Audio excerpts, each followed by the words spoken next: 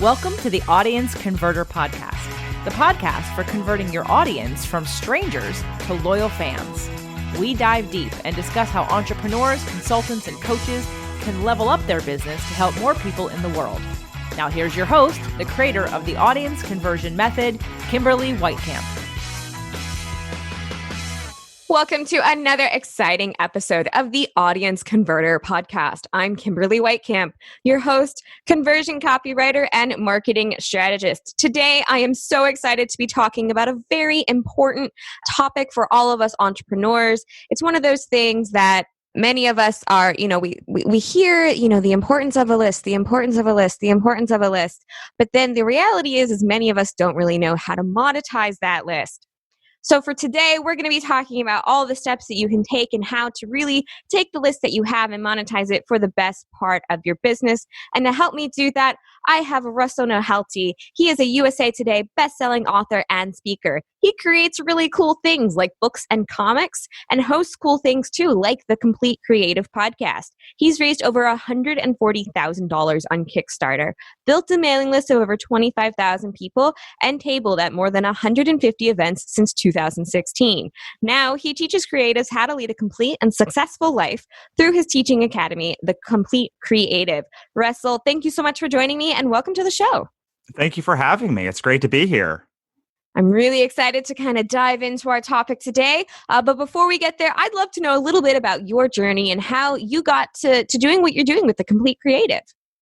Sure. So I have been a creative human pretty much since before I went to college. And I was in theater in high school and did yearbook in high school. And then I got a degree in broadcast journalism and another degree in sociology because I'm a masochist for doing too much work. And then I set out to worked on Capitol Hill before I started my first company called RPN Photography, where I did fashion photography and shot movies and directed movies and TV shows and such. And then after that, I had that led to me creating a production company called BNS Media Group with two other partners.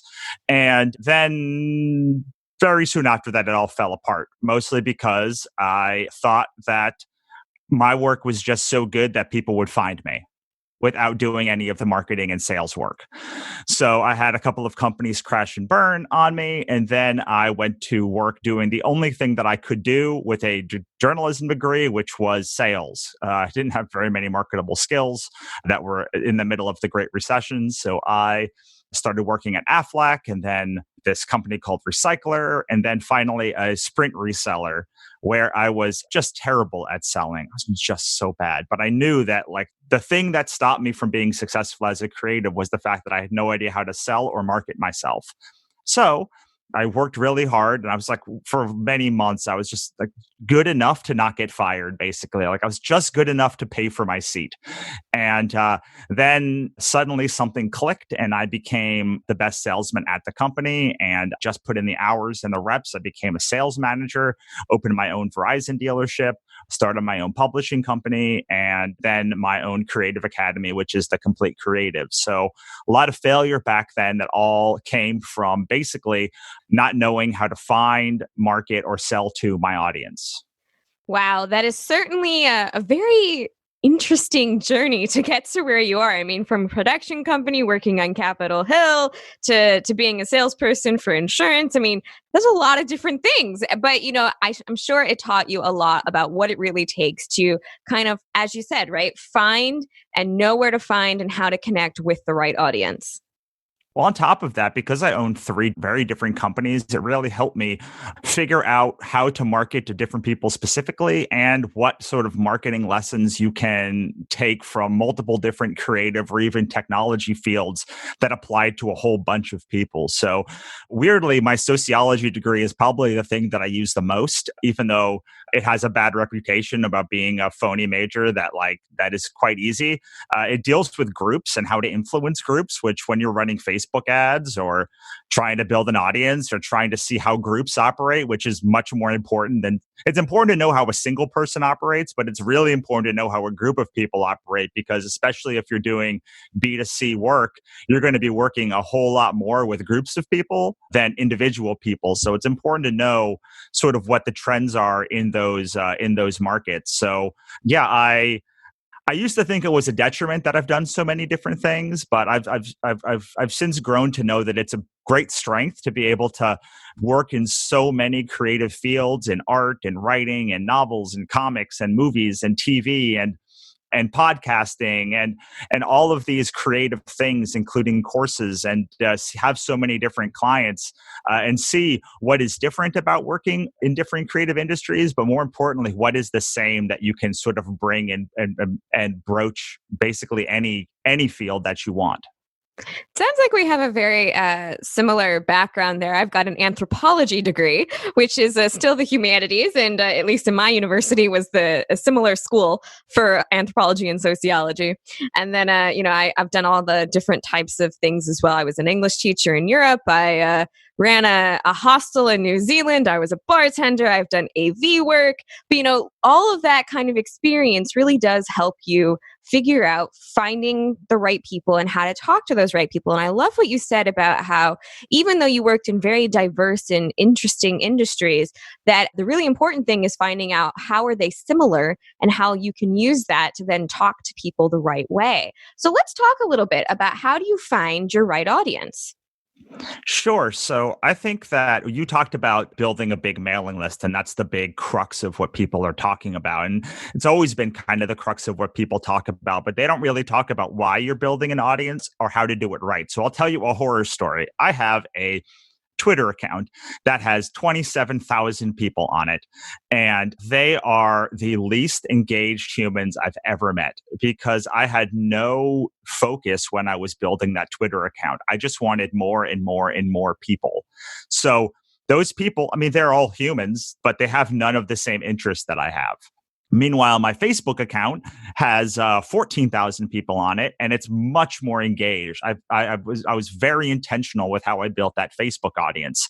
So when I post something there, I get a lot of engagement on it comparatively to Twitter, which has even more people. And I also have different mailing lists that I made a long time ago that are very unengaged. And then I have our main mailing list, which I curate and I'm hyper specific about, which is quite engaged and leads to most of our sales. So the thing that people get wrong is that they think about growth. They think about the massive amount of humans, but they don't think about who they're trying to get on their list first. They don't think about the type of person. They don't find their singular human or singular avatar. Definitely. One of the things I teach a lot is, you have to know who your audience and your audience members are before you do anything in terms of marketing, in terms of even talking about what you do, because you need to know who you're talking to first, which is what it sounds like what you're talking about here, which is really powerful for a lot of people to kind of take into your mind. I love that you started with the Twitter example, because so many people, I remember when Twitter first came out and everyone's like, oh my gosh, I've got so many followers. But again, you talk about how they're not engaged. They're not the people who are the best fit for what you do. And they're not necessarily going to take that extra step to interact with you, whereas you have the Facebook page, which is a lot of people. So what are some things you think that people should be considering when finding that perfect human to put onto your lists? All right. Well, number one is that business is only two things. It is customer and product and the interplay between the two. And I only like creating stuff that my customers actually tell me that they want. So a lot of times people ask me, what should I be making? And I always tell them, well, I don't know. What do your customers tell you? What are the people that are buying your stuff or listening to your show telling you that they want? And they're like, I don't know. And I'm like, well, then you have a problem. You have the biggest problem in business, which is you don't know the singular type of human and what their biggest needs are. So I have two big companies, the Training Academy, which is my nonfiction side of my business, and the publishing company. And they both have relatively similar, much overlapping, but also a lot different personalities. So I have a mascot for my publishing company called Melissa the Wannabe. And she is this kind of spunky, rebellious, anti-authority, artist, creative type person. She doesn't like a lot of flowery language. She just likes like getting down to it. And like she sort of like a punk gothy history. So she likes sort of like the indie comics and like indie bands, and she likes to go, and like that is the kind of feel that I'm looking for the kind of person that I have. So what you didn't hear me say was ages or locations or degrees, because I think people get really held up in the demographics. So the biggest thing is that I don't think that finding the age of the human that is perfect to read your stuff is the most important thing, or to buy your stuff. I think it's more important to create a feel of who that human is. So usually the mascots of our companies are anthropomorphized animals or blobs or something, because I'm trying to take away the demographic information. Now, you need that demographic information for running Facebook ads and such, but I have readers who are 70 and who are 12. But they all kind of have the same spirit. So when I talk to people, I try and get them to pour all of that customer avatar energy into finding the spirit and the essence of their perfect fan, which we anthropomorphize into our B Melissa, totally not human at all. And partially of that reason is because I don't want it to feel like I want it to feel like it's a singular entity that I'm talking to, but not necessarily, it's a 34-year-old who lives in Detroit who works in a car dealership. Because every company I've ever run or started to run, the ages and ranges and jobs of the people are very, very different. But the spirit and the ethos of what they're trying to get to is the same. Definitely. And I do agree that one of the things a lot of people focus on too much, I think, is, oh, well, my people are XYZ age, or they're, as you said, right, they're geographically located. And I love what you're talking about, how you want to talk to that feeling. Because as you were describing Melissa, I'm like, I know people who would fit that. Absolutely. I know people who would fit that. But it's not because they're female, or because they're 25 years old. It's because that's the types of things that they're interested in. So once you've kind of figured out, you said the step one was to kind of have that mascot. And I love that it's a mascot, because so many of us, we like sports and we remember having a mascot at school. So it's kind of like, who represents your company? So once you have that mascot, what's the next step? Well, I think it's important to talk about like how to find that mascot, which is it's a really easy test if you don't know who you're talking to, or especially if you've not started anything yet, which is I call it the 3 degrees rule, which is you look on Facebook and you find somebody who is very active, engaging with you, who is not a best friend who you see all of the time, or a family member, or anybody in your immediate circle of like work acquaintances. So this would be somebody like you went to high school with, maybe, or college, who who like is always interacting with your posts, but you don't really engage with them. Like you might talk with them once a month or once a year, but they just happen to be a really hyper engaged human who likes all of the stuff that you're planning to put out. So if you're planning on making bicycles, you're probably going to be posting a lot of articles on bicycles, just because like that is what's in your monkey brain, right? Definitely.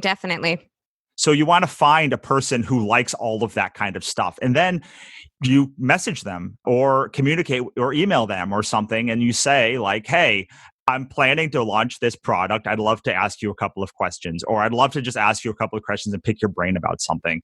And one of the questions you're trying to figure out is like, we don't really communicate very often. Like, why are you around? Like, why do you like me? But like not in a beggy way, in the way that it sounds right now, but you're trying to sort of discern like, what is it about you that like they respond to?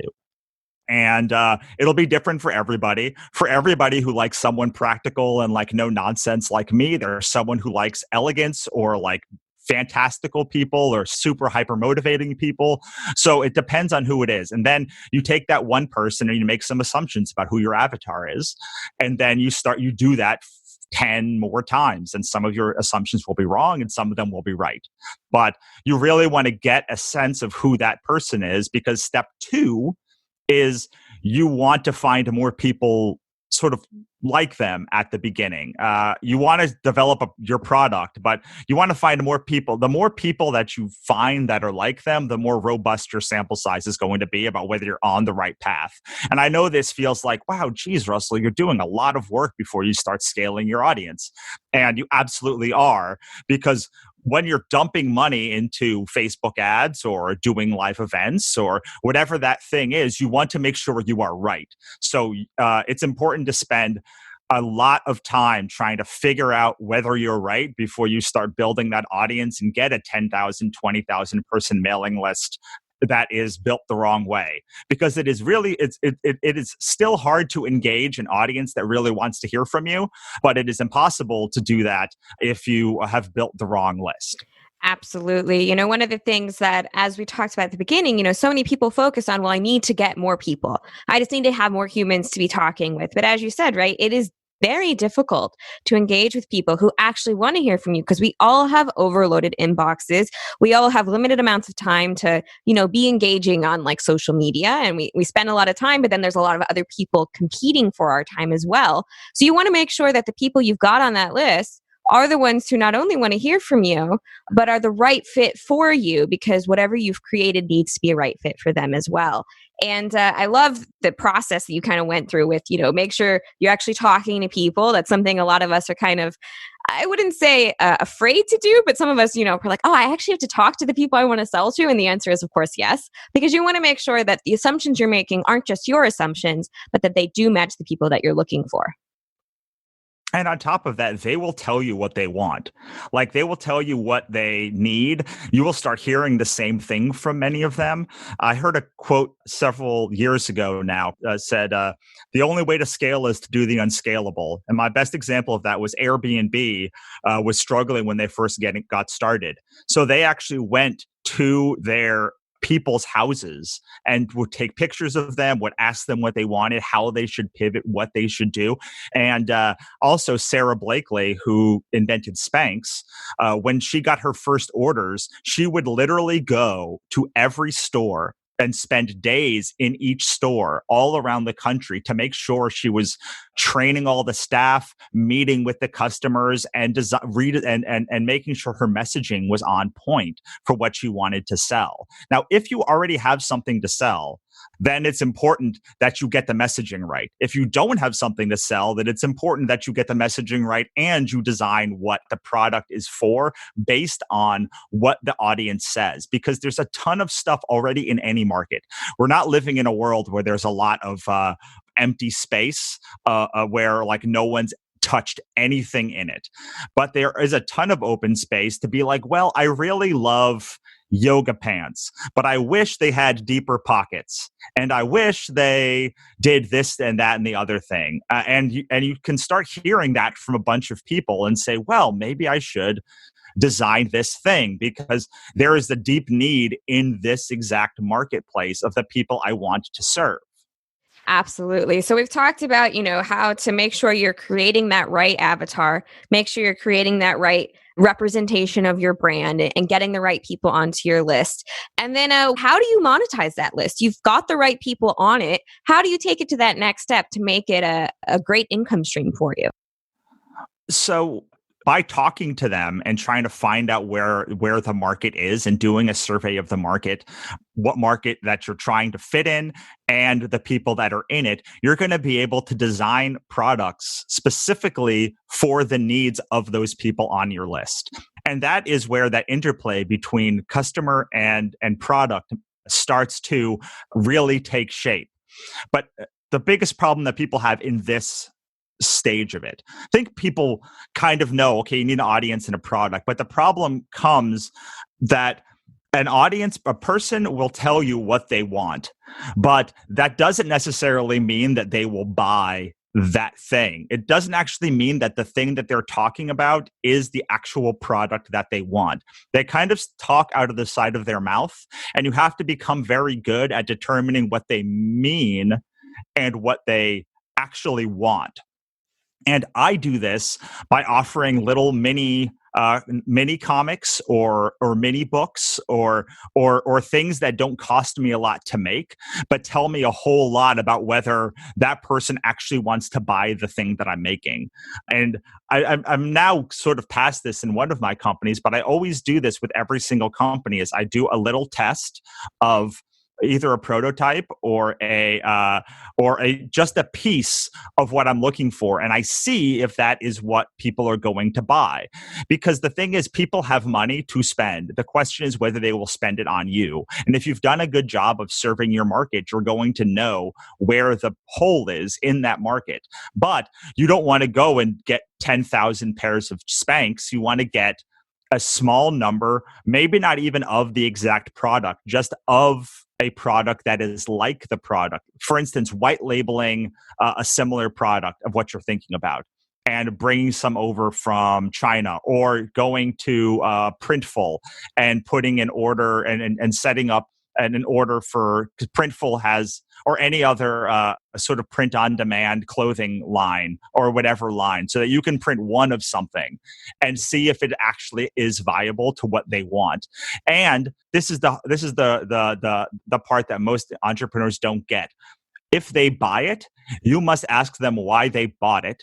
And if they didn't buy it, you must ask them why they didn't buy it. So if you have an audience of 100 or 200 people, let's say, and you only get one person buying, well, that's not very good. If you get 10 people buying, that's a pretty good sign that you're on the right track with the right audience to sell the right product too. But it's really important that you know why, so that you can keep massaging the messaging, because there's two things that could be wrong with your product. Well, three. The first one is it could be bad. Frankly, when you start doing something, you're not very good at it. So like, you might be making a bad product. I'm assuming that most people are past this stage when they're listening to this show. But it's very possible that you just need more time to make more stuff, or like you totally mismanaged what the market was. Number two is the messaging is wrong. And you made the right product, but you didn't highlight the things that are important for that customer. So to go back to the deep pocket yoga pant example, maybe you didn't talk about the deep pockets. You just talked about the yoga pants being really soft. And they're like, yeah, you know what I really want is like two pockets, two small pockets, not one big pocket. Or maybe let's say I really wanted a pocket in the back, or I really want X, Y, and whatever it is. You start seeing why they're not buying, and then you can iterate on that, and then your messaging becomes better and better over time, because you're highlighting the things that are important to that audience. And that's really important. You need to be able to do that in a couple of seconds in just a pitch. You know, when I talk to people about my books, I'm like, it's monsters and mythology. Do you like monsters? Do you like mythology? Or are you a creative? Because I help creatives build better businesses. And those are the kinds of things that I say in just a second. And once they get the yes, that is me, then I can move into more detail about each product. But I'm very careful to make sure that each product is also designed with the messaging in mind. Absolutely. So, you know, we've talked about so many wonderful and great things about how to build the right audience, make sure that you're attracting the right people, make sure you really have a clear idea of who your audience is, and not just like, you know, what age range are they in, and then how to kind of monetize that audience and get an idea as to why something is or isn't selling. And I love what you talked about with the small sample, the small taste, so that you can create something really in a small area that, you know, you can then test. Like what everyone said, is that really what people are interested in buying and spending their money on? So, you know, we're almost out of time here. So what would be the one thing, one action item you want people to take after listening to this about how to monetize their audience? So if you have an audience, I want you to go and start asking them questions. Don't do a survey. Like, don't do one of those like SurveyMonkey surveys. Pick two people that are really engaged in your audience and email them and ask them a bunch of questions. Get them on the phone, ask them the kind of things they're struggling with, where they are in their business or in their community now. Like what reason did they come to your community? What do they really like about what you're doing? And then try and suss out what to make for them in the next iteration of what you're doing. And I've done this my whole career to make the next product better. Whether if you have products, then find the people who have bought that product, find out what they like about that product and didn't like about that product. And then if you've had a couple of products, then it's time to see where you're going. It's time to put the scale in. But again, it's all about not doing the surveys, reaching out to individual people who are hyper engaged in your community or on your Facebook page and having real conversations with them about how you can help. Because if you can help them and they believe that you can help them and the product is made with that in mind, then people should buy. If not, you've either got the wrong audience or the wrong product or the wrong messaging. That's really powerful. And it's one of those things that a lot of us hear sometimes. We don't really know how to do that, right? We hear you should be talking to your audience. A lot of us think of the big scale, right? Of, oh, I should send a survey. But being able to talk with people one-on-one, there's not really anything that can replace that really real connection. So Russell, I want to thank you so much again for coming on the show and talking about all these really great things that a lot of people kind of know they need to be doing, but giving a really clear path on how you can make sure to get the right audience and then monetize that audience. So if people want to learn more about you and what you do and how to get in touch with you, what can they do? So you can go to my podcast, The Complete Creative. It has a whole website built out called thecompletecreative.com, which has epic blog posts, my podcast archives, free courses, and a whole lot more. And I have a free course about how to build an audience, which is at thecompletecreative.com/audience. It's less than 20 minutes. It'll give you the 3 pillars that I think are the most important to building an audience from scratch and scaling it.